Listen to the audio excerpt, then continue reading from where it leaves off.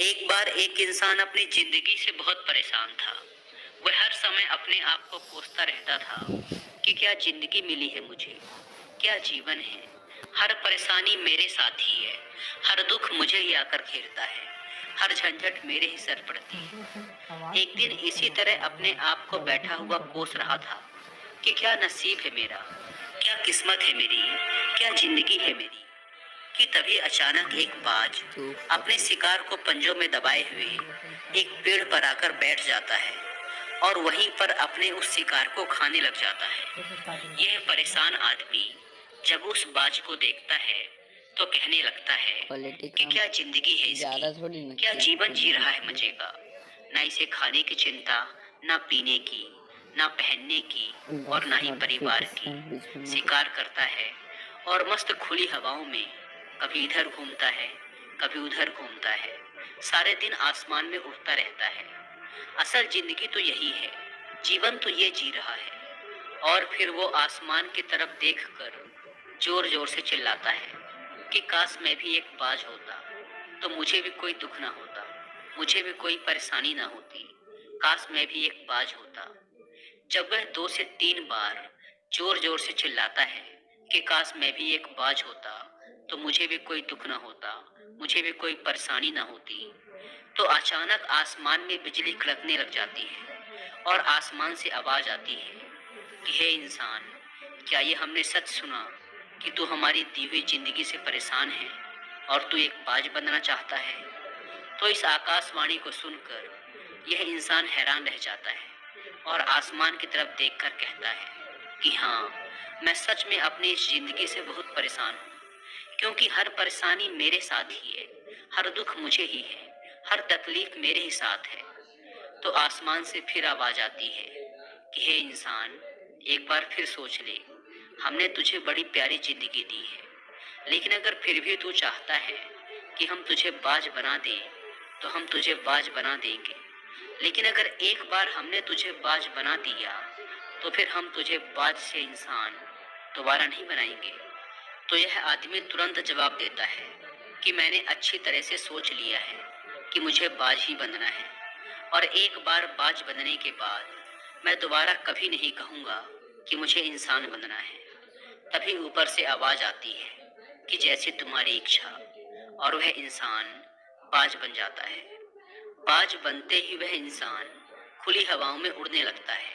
कभी उड़ता हुआ इधर चला जाता है, कभी उड़ता हुआ उधर चला जाता है और सोचता है क्या मजे की जिंदगी है। असल जिंदगी तो यही है, ना कोई चिंता, ना कोई परेशानी, ना कोई डर। वह सारा दिन ऊंचे आसमान में उड़ता रहता है, 2-3 मिनट पंख मारता है, उसके बाद पंख मारना बंद कर देता है और लंबे समय तक हवाओं में तैरता रहता है। इसी तरह हवाओं में तैरते हुए शाम का समय नजदीक आ जाता है, तो वह सोचता है कि मेरे पास रहने का एक ठिकाना भी होना चाहिए, मेरा अपना एक घर होना चाहिए जहां मैं रात में आराम कर सकूं। तो यह सोचकर वह छोटी छोटी लकड़ियां इकट्ठा करने लग जाता है और एक ऊंचे पेड़ पर अपना घोंसला बनाने लग जाता है। एक एक लकड़ियां इकट्ठा करके वह अपने लिए एक सुंदर सा घोंसला तैयार कर लेता है और रात में उसी में सो जाता है और सोचता है सुबह उठकर शिकार भी करूंगा और सुबह उठकर फिर से मौज मस्ती भी करेंगे। वहाँ इसका कोई कार्ड अच्छा सा बना देखो शिकार ना। मेरे हाथ आ जाए। यह जंगल के ऊपर उड़कर शिकार को ढूंढता रहता है, जंगल के अंदर जाकर भी शिकार को ढूंढता है, लेकिन इसे वहां भी कोई शिकार नहीं मिलता। शाम का समय नजदीक आ जाता है, तो मायूस होकर वापस अपने घोंसले की तरफ लौट रहा होता है कि रास्ते पर थक कर एक पेड़ के ऊपर बैठ जाता है।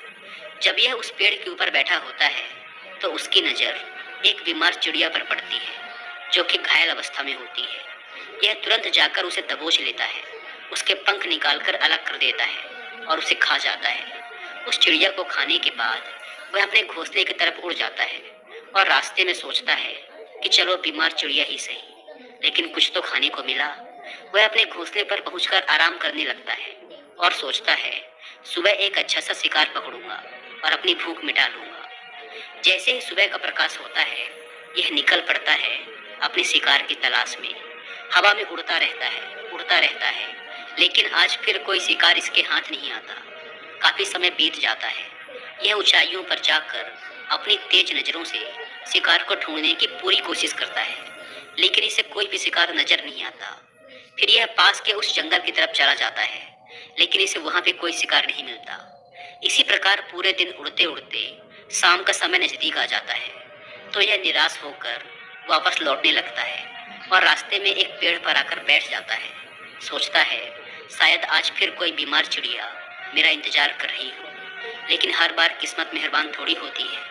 आज इसे कोई बीमार चिड़िया नहीं मिलती। यह थक हार कर वापस अपने घोंसले की तरफ चल पड़ता है और घोंसले पर पहुंचकर भूखा प्यासा ही सो जाता है और सोचता है कल सुबह एक बड़ा सा शिकार पकड़ूंगा और आज की भूख भी मिटा लूंगा। रात को अपने घोंसले में सोया होता है, गहरी नींद में होता है कि तभी एक भयानक तूफान आता है। इस तूफान की हवा इतनी तेज होती है कि इसके घोंसले को उड़ाकर एक जगह फेंकती है और इसे कहीं दूर दूसरी जगह फेंकती है। तो ये जहाँ पर गिरता है वहाँ नीचे एक नोकदार लकड़ी पड़ी होती है जो इसके पंजे में गड़ जाती है और इसे बुरी तरह घायल कर देती है। तूफान के रुकने के बाद बारिश शुरू हो जाती है। तेज बारिश होती रहती है, पर यह किसी तरह से पेड़ों के नीचे छुपकर बैठा रहता है। बड़ी मुश्किल से इसकी रात कटती है। जब सुबह होती है तो बारिश रुक जाती है। बारिश के रुकते ही चारों तरफ खुशियां छा जाती हैं, चारों तरफ हरियाली छा जाती है। नदियां और झरने तेजी से बहने लगते हैं। सब कुछ फिर पहले के जैसा हो जाता है, लेकिन ये बाज अब पहले के जैसा नहीं रहा। इसका पांव बुरी तरह घायल हो चुका है। इसके पंजे में जो लकड़ी लगी थी उसकी वजह से इसका पंजा बुरी तरह छत बिछत हो गया है। और मैं आपको बता दूं कि बाज का जो पंजा होता है वह उसके शिकार को पकड़ने के लिए सबसे जरूरी होता है, क्योंकि बाज अपने पंजों से ही अपने शिकार को पकड़ता है, दबोचता है और फिर अपनी चोंच के माध्यम से नोच नोच कर खाता है। लेकिन अब इस बाज का पंजा बुरी तरह से घायल हो चुका था और वह पिछले 2 दिनों से भूखा भी था। यह शिकार की खोज में थोड़ा सा उड़ता है कि शायद फिर कहीं कोई बीमार चिड़िया इसे मिल जाए, लेकिन कहाँ बार बार कोई बीमार चिड़िया मिलने वाली थी। वह कुछ देर तक उड़ता है, लेकिन फिर भूख और दर्द के मारे थक कर एक पेड़ पर आकर बैठ जाता है। वह पेड़ पर आकर बैठ तो जाता है, लेकिन उसे पता नहीं था कि यहाँ एक और मुसीबत उसका इंतजार कर रही है। और वह मुसीबत यह थी कि 8-10 कौवों का एक झुंड मिलकर इसे परेशान करने लग जाते हैं। इसके ऊपर आकर इसके घाव में चोंच मारने लग जाते हैं। उन्हें भी पता चल जाता है कि यह बाज घायल है और भूख की वजह से कमजोर भी है। यह बाज उनसे बचने के लिए थोड़ा सा उड़ता है और फिर जाकर बैठ जाता है। उनसे पीछा छुड़ाने का प्रयास करता है, लेकिन वो फिर इसके पीछे आ जाते हैं। तो ये फिर उड़कर थोड़ी दूर चला जाता है, लेकिन वो इसका पीछा नहीं छोड़ते और बार बार इसके पास आकर इसे परेशान करते हैं। कौवे अक्सर बाज के साथ ऐसा करते हैं, लेकिन फिर बाज भी उनके साथ एक खेल खेलता है। जब कौवों का झुंड बाज को परेशान करता है और उनका पीछा नहीं छोड़ता, तो बाज हवा में सीधी उड़ान भरने लग जाता है। वह तेजी से सीधा ऊपर की ओर उड़ने लग जाता है।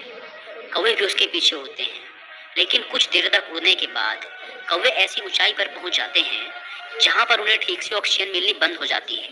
उनका दम घुटने लग जाता है, उनकी सांस रुकने लग जाती है, तो फिर वो वहां से ऊपर नहीं जा पाते। पर क्योंकि बाज तो बादलों से भी ऊपर उड़ सकता है, इसीलिए वो तो ऊपर चला जाता है, लेकिन कौवे वहां से ऊपर नहीं जा पाते और वो नीचे आने लगते हैं।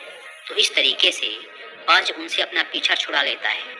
लेकिन ऐसा करने के लिए, इतनी ऊंची उड़ान भरने के लिए इस बाज के पास उतनी ताकत नहीं थी, क्योंकि ये भूखा भी था और घायल भी था। तो ये उड़ता और थोड़ी सी दूर जाकर बैठ जाता और कौवे फिर आकर इसे परेशान करने लग जाते।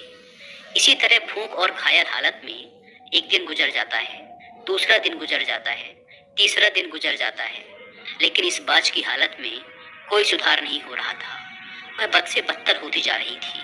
चौथे दिन जब ये बिल्कुल खत्म होने पर आ जाता है, इसके अंदर बिल्कुल ताकत नहीं बचती और इसका शरीर इसका साथ छोड़ने लगता है, तो यह किसी तरीके से उड़कर पास ही इंसानों की एक हॉस्पिटल होती है, उसकी छत पर आकर बैठ जाता है और वहां से आने जाने वाले मरीजों को देखता है और अपने आप से कहता है कि काश आज मैं एक इंसान होता तो ऐसे छोटे मोटे जख्मों का हॉस्पिटल से इलाज करवा लेता, या किसी को बता देता कि मैं भूखा हूँ, परेशान हूँ मेरे साथ ये परेशानी है, लेकिन आज मैं एक ऐसा बेजुबान परिंदा हूँ जो किसी से कुछ नहीं कह सकता, किसी को अपना दुख नहीं बता सकता, किसी से कोई मदद नहीं मांग सकता।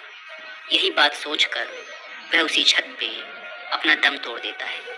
वह अपनी जान की कुर्बानी तो दे जाता है, लेकिन साथ ही साथ हमें यह सीख भी दे जाता है कि आपको जैसा बनाया गया है, आप जैसे भी हो उसी में खुश रहो और उसी में बेहतर करने की कोशिश करते रहो, ना कि इस बात से परेशान रहो कि काश मैं ऐसा होता, काश मैं वैसा होता, काश मैं ये बन जाऊं। आपको जैसा भी बनाया गया है, आप उसी में अपना सर्वश्रेष्ठ करने का प्रयास करते रहो। दोस्तों, ये कहानी तो काल्पनिक है, लेकिन हमें जीवन का एक बहुत ही महत्वपूर्ण नियम सिखाकर जाती है कि हम जैसे भी हैं, अच्छे हैं, बस हमें उसी में अपना सर्वश्रेष्ठ करने का प्रयास करते रहना चाहिए।